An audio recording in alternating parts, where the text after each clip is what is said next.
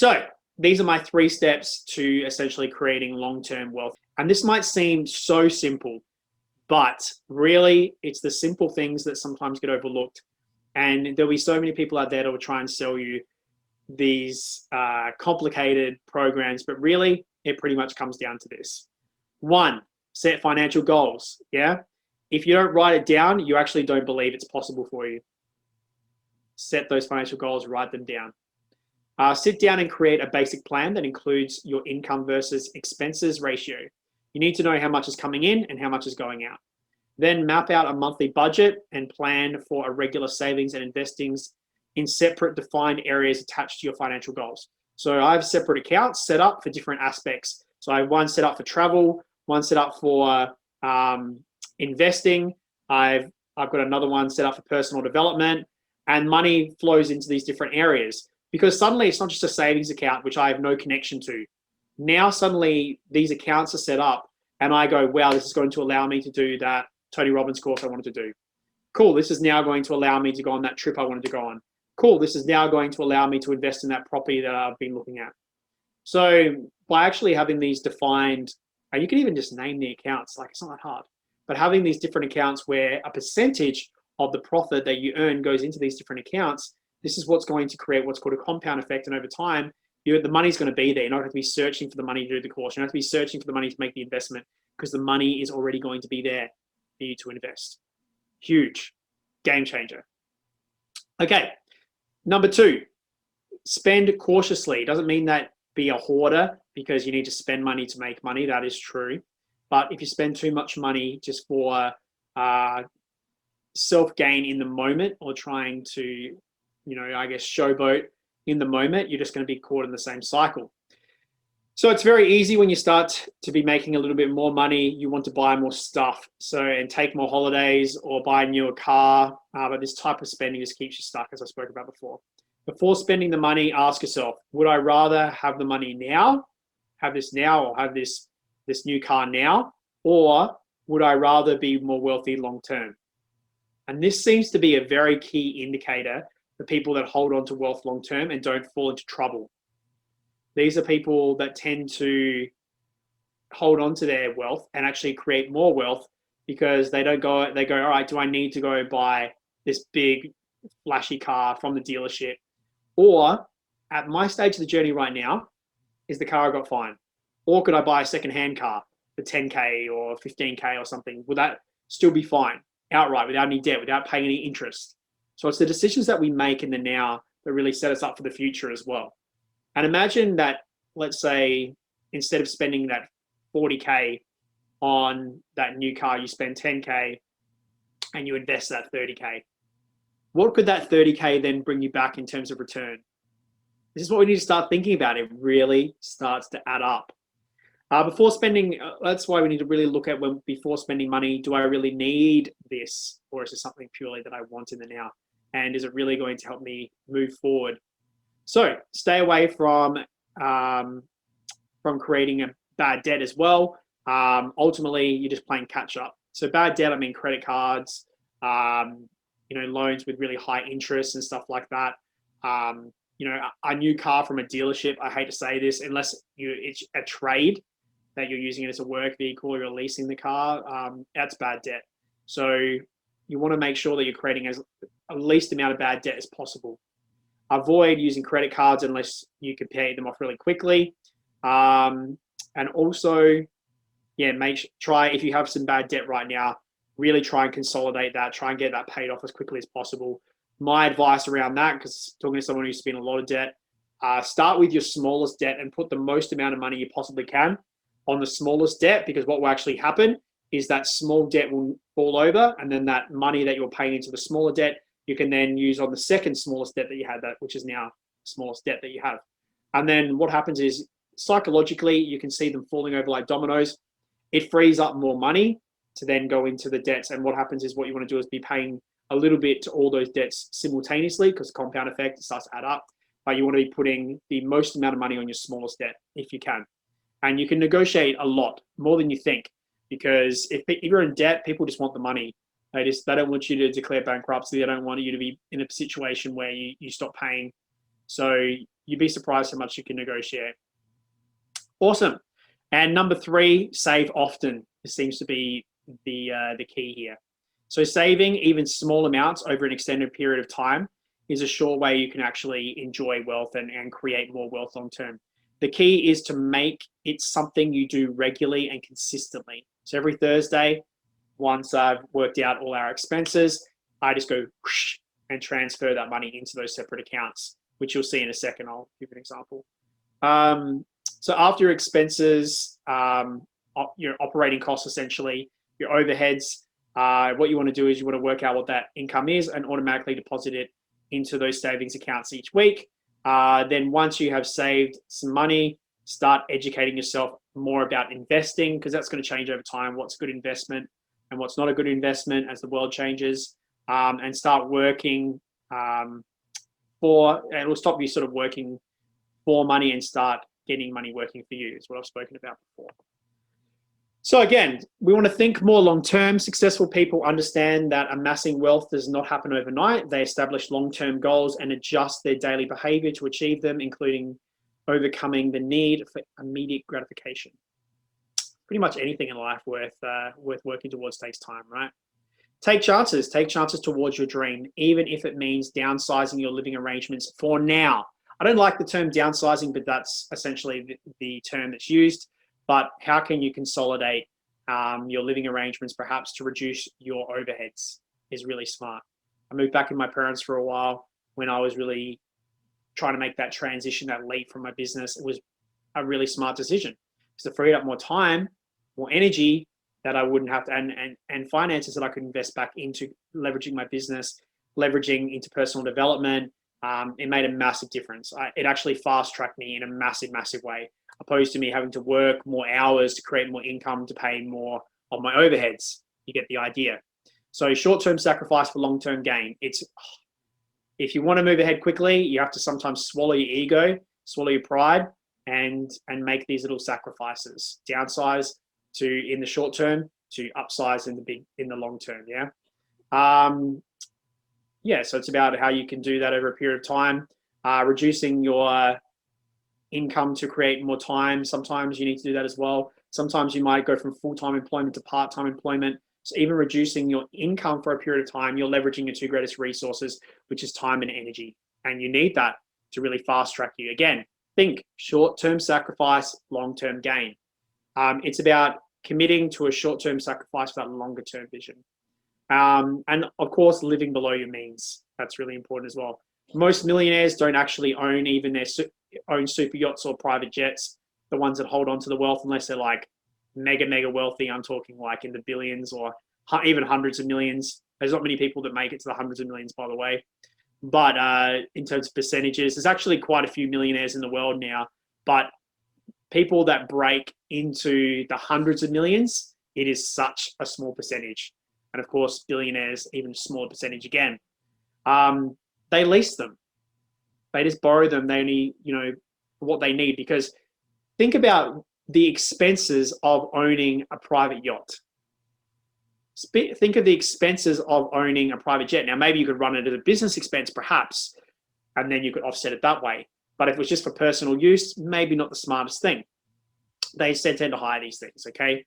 So also look at how that you can start to do business smarter, that you can offset certain aspects of the business so that it brings down your taxable income as well. How can you even pay yourself a salary within the business so that it becomes an expense within the business? When you start to work in a company, you actually are able to do a lot more of this, but it's appropriate based upon how much money is coming into the business, how much tax you would be paying. So it is set up that way. So you definitely want to be working with a company accountant to start to work how you can start to do that. But it's not about how much you earn. Yeah. It's how much you keep. Yeah. It's how much you keep. I know a lot of people that I used to train that were like lawyers and barristers and real estate agents. And yet they'd be the ones whose direct debits would bounce.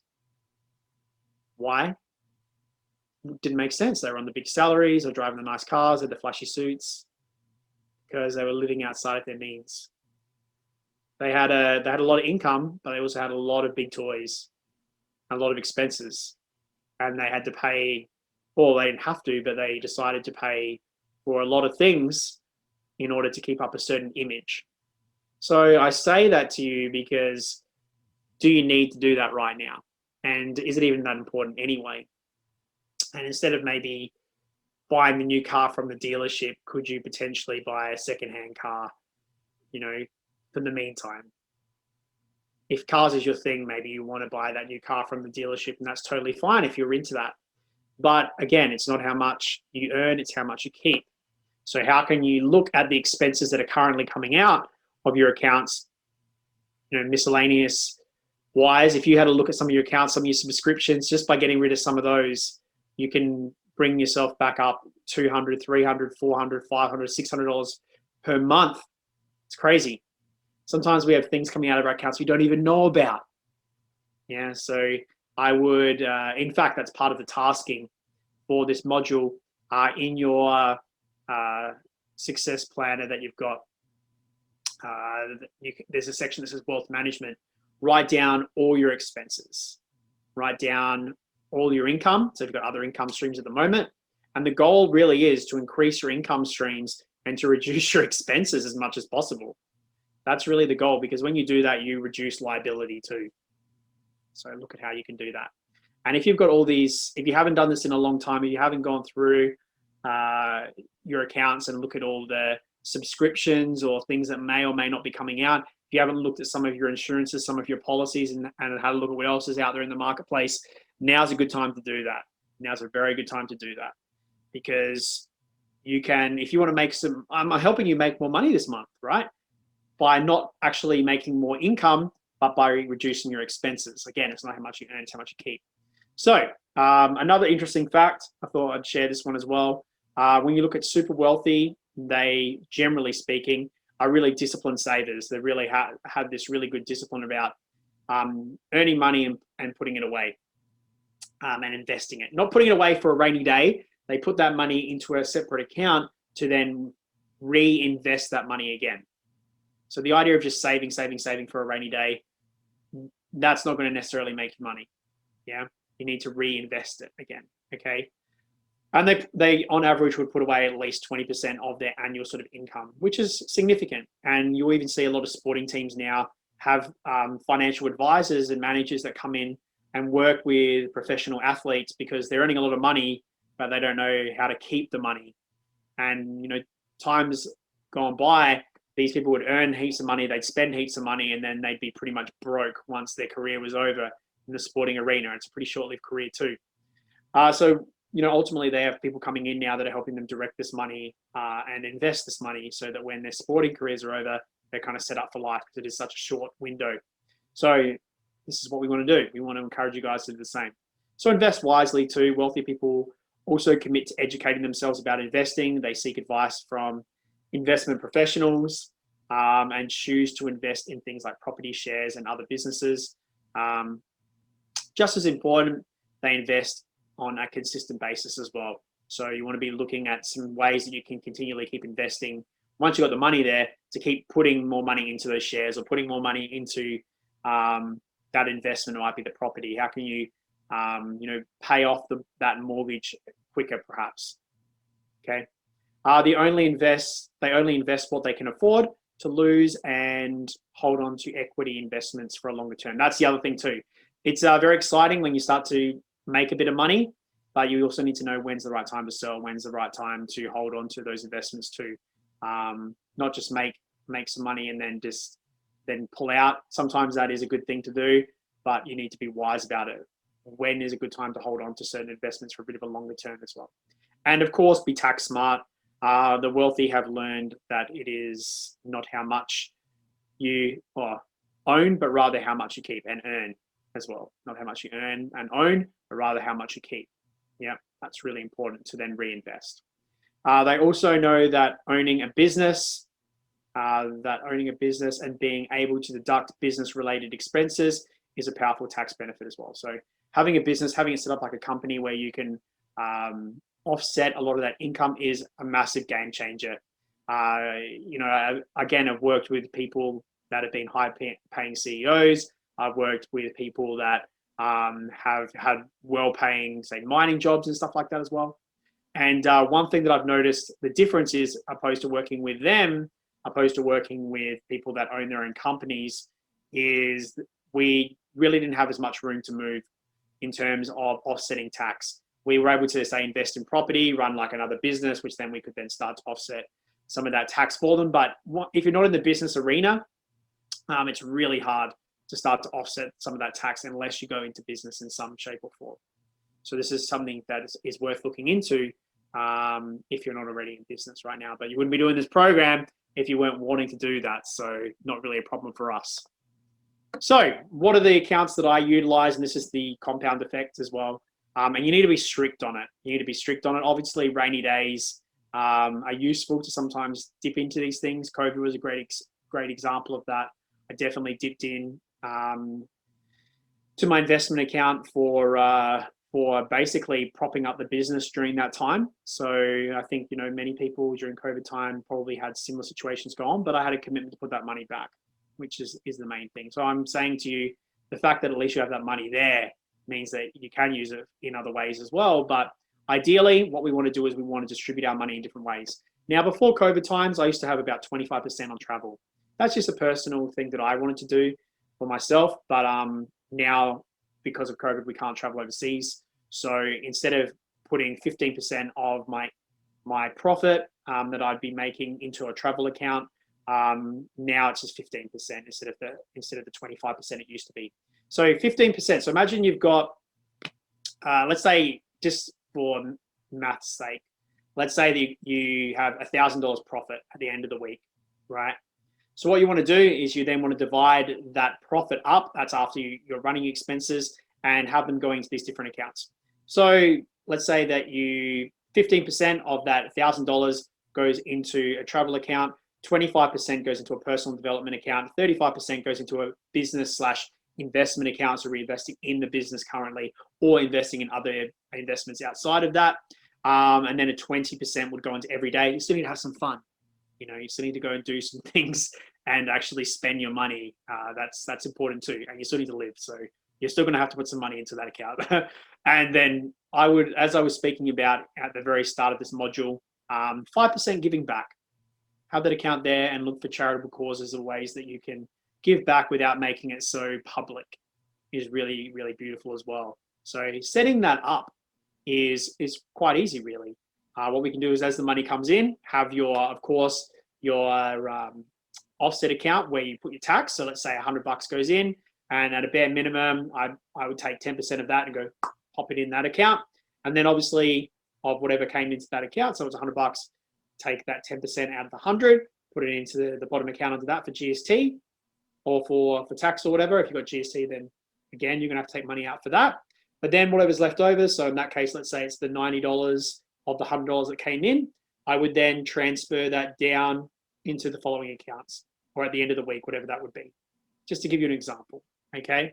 So it's after those expenses, that profit after those expenses, that you start to then distribute that, because it's money that you're not spending that you don't need for other expenses. So this is the money that you've made as profit, and now what you're doing is distributing that money in a way where you're getting that money to work for you. And then when an amazing deal comes up on some overseas trip, money's there. Then when some course that you really want to do pops up, the money's there. Then when you want to invest in a certain business or some shares or whatever it might be, the money's there. And you might think, Ben, but what if I'm only putting like $100 a week away? So what? Let's do $100 a week times 52 weeks in a year. That's $5,200. It's not too bad. Now let's times that by 2 years. Okay, now we're starting to get there. There's like 10,400. Yeah. Now times that by 5. Now times that by 10. Now times that by 20. And obviously, as your income increases over time, you can, because we're working with a percentage, you can start putting more money in there. Now imagine if that $100 a week was, say, $200 a week. Now times that by 52. Oh, it's a pretty big compound effect. Imagine if it was $500 a week, times that by 52. Now we're talking, right? So this is one thing we need to really look at, because the power of compound effect is huge. And it might seem like such a small amount of money, but over time, it makes such a difference. And the reason why this is powerful, working with a percentage, is you start to think about the way you spend your money, because, and how much money you spend and where the money's going, because you go, holy shit, if I didn't have to spend, if I could reduce my overheads by $500 a week, and that could be distributed back into these accounts, what difference does that make 12 months from now, 5 years from now? It's absolutely massive. And you really, if you are looking to be self-employed long-term, and you're either looking to have a self-managed super, or you're looking to potentially make sure that your retirement is based upon the investments that you make or what you set up for the long term, then this is going to be a very powerful strategy for you. And when people are young and they get into business, they don't think about this stuff probably, but it is really important to start to think about, because also you want to set your business up in such a way where you use it as leverage to help you then invest, so you don't have to keep exchanging time for money. You can continue to do that if you're really passionate about it. And I'm probably someone who would keep doing that anyway. I'm the same. I would, keep doing what I love doing, probably scale back to some degree.